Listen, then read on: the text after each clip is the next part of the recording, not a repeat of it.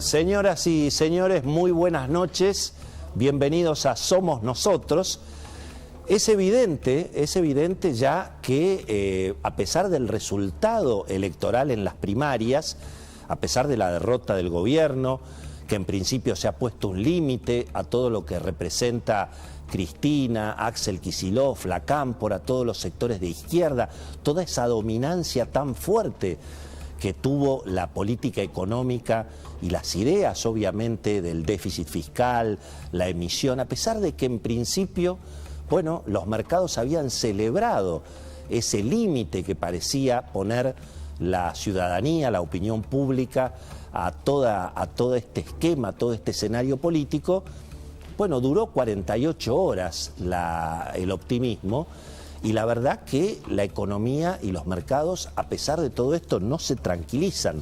Fíjense ustedes que no se logra recomponer la confianza, sigue la devaluación del peso, todos los días prácticamente la misma historia, el precio del dólar va subiendo un pesito todos los días, hoy en la calle se negociaba a 186, 187 pesos, para sacar dólares del país se llegó a pagar hasta 195, el dólar claramente se acerca a los 200 pesos.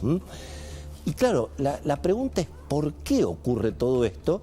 Cuando en principio, bueno, aparecen algunas señales políticas, reaparece, bueno, un peronismo un poco más conservador, la figura de Mansur, la intervención al gobierno de Axel Kicillof por parte de los intendentes, pero, bueno, claro, el desajuste macroeconómico, los problemas cotidianos y los problemas estructurales de la Argentina son evidentemente muy profundos.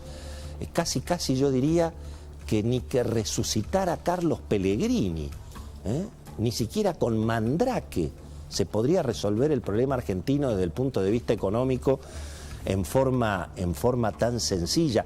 Fíjense que ni siquiera el cambio político que representó en su momento el ascenso del presidente Macri en el 2016, también Macri tuvo dificultades al principio para enfrentar el problema de los desajustes económicos y finalmente la economía le terminó prácticamente explotando en el final de su mandato. Obviamente hay una incertidumbre económica de fondo. Piensen ustedes que el gobierno argentino de aquí hasta fin de año prácticamente tiene que conseguir 2 billones de pesos para financiar el déficit fiscal, la deuda en pesos. Es el número 2 con 12 ceros. Y bueno, y además es toda esa bola de nieve de las renovaciones, 300.000 millones de pesos por mes. Claro, muchos suponen, los que tienen pesos no se los quieren guardar, los que tienen bonos en pesos quieren irse al dólar. Y por supuesto la incertidumbre política ahora empieza a jugar, a pesar que incluso algunas encuestas dicen que el gobierno podría perder peor en noviembre de lo que fue las PASO. Pero claro, aparece el problema de la gobernabilidad. Hoy vamos a hablar de ese tema, porque bueno, hay quienes suponen que para que la Argentina se acerque a un acuerdo con el Fondo Monetario, que en definitiva es frenar un poco la emisión, frenar la inflación, frenar la devaluación, casi firmar un empate, que la inflación en la Argentina sea solamente 40% al año, que no se desborde la situación. Para eso se necesita el acuerdo con el Fondo, pero el acuerdo con el Fondo requiere precisamente dejar de emitir al ritmo que se está emitiendo, aumentar un poquito las tarifas, seguramente devaluar gradualmente el dólar oficial, el que vale 100 pesos y que no tiene nada que ver con el de la calle, que vale 185, 190. Todo eso requiere el acuerdo con el Fondo. Pero ¿quién gobierna la Argentina después del 14 de noviembre? Y sobre todo si se repite un resultado tan negativo para el gobierno. ¿Se va a mantener, bueno, lo que representa Juan Mansur y los gobernadores? ¿Va a intentar asumir todo el poder Cristina? ¿Cómo funciona un país con un presidente prácticamente corrido. El presidente está corrido de la escena. Eso nunca ha pasado en la historia argentina. Así que el problema de la gobernabilidad, y bueno, ahora se suma a la incertidumbre económica. Porque incluso fíjense que hasta, podríamos decir, hasta las palomas de la oposición se están endureciendo. Hay declaraciones hoy de María Eugenia Vidal planteando que si efectivamente la oposición tiene un resultado muy favorable en las elecciones, pueden ir por la presidencia de la Cámara de Diputados. No sabemos si esto va a ocurrir, pero hay un clima evidentemente de confrontación y además también hay una discusión interna, no solamente en el oficialismo, sino también en la oposición, sobre cómo se va a seguir.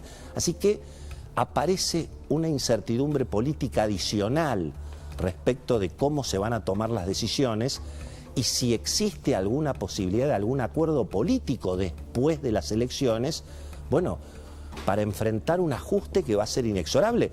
Pero claro, la oposición dice, yo no me quiero quemar con esta situación. Ha sido el gobierno, en definitiva, el que armó todo este desajuste de déficit fiscal, emisión monetaria, festival de bonos.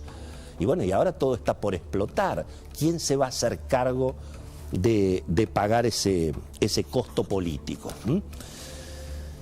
Y bueno, y además al mismo tiempo, tanto Cristina, Axel Kicillof, Máximo Kirchner se resisten a que ese ajuste efectivamente se ponga en práctica.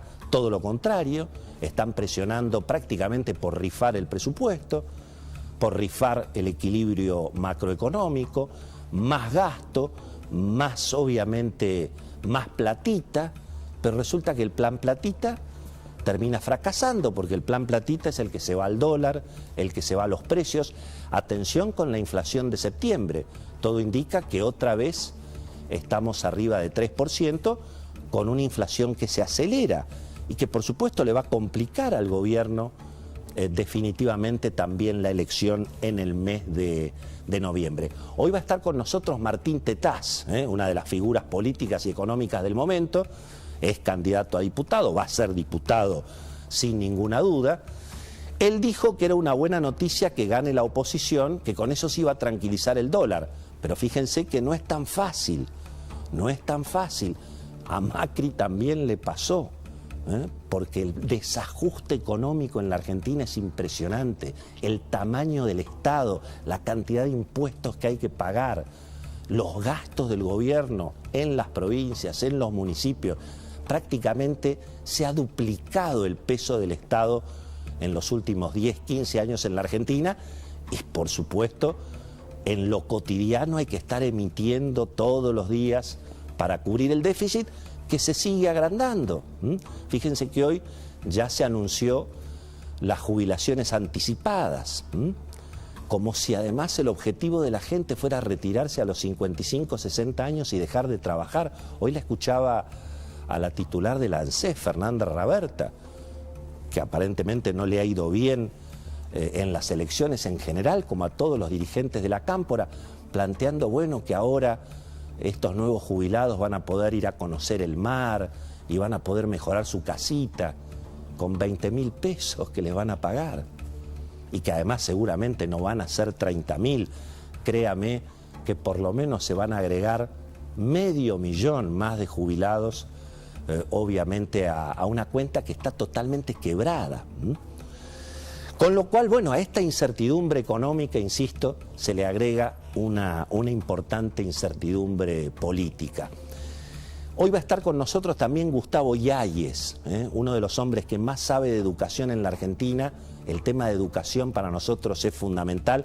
El propio Martín Tetaz fue uno de los grandes batalladores en contra del cierre de los colegios y advertimos durante mucho tiempo que eso le iba a costar en términos políticos al gobierno.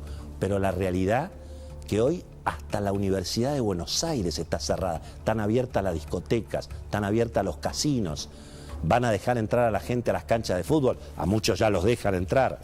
Y sin embargo, la Universidad de Buenos Aires sigue cerrada, una vergüenza. ¿Se puede recuperar la educación en la Argentina?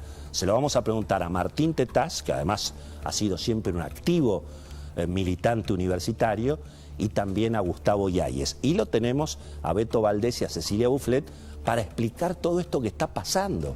Si perdió Cristina, si perdió la Cámpora, ¿no se tendría que haber tranquilizado un poco más la economía? Hubo sí un dato, podríamos decir una buena, en las últimas semanas de tanta turbulencia política. Desde mi punto de vista, la conformación de la Corte Suprema. Creo que una Corte Suprema como la que tenemos hoy en la Argentina, con el doctor Rosati, con el doctor Maqueda, con el doctor Rosenkrantz, con el doctor Lorenzetti y también con la doctora Hayton de Nolasco, es una Corte que por lo menos garantiza que va a haber un límite a las expropiaciones en la Argentina, que en alguna medida se va a respetar la propiedad privada. No es poco, y no es poco que además una Corte esté integrada por miembros que han sido nombrados por 3 presidentes constitucionales. Nunca había pasado. Es un dato tal vez alentador en un momento de incertidumbre institucional, sin ninguna duda bastante fuerte. ¿Qué pasó en las elecciones? ¿Por qué el conurbano no votó tanto al peronismo como históricamente lo hizo? ¿Y qué puede pasar en noviembre? Se lo preguntamos para arrancar el programa a un experto en el conurbano, que es el investigador Jorge Osona. Nos decía lo siguiente.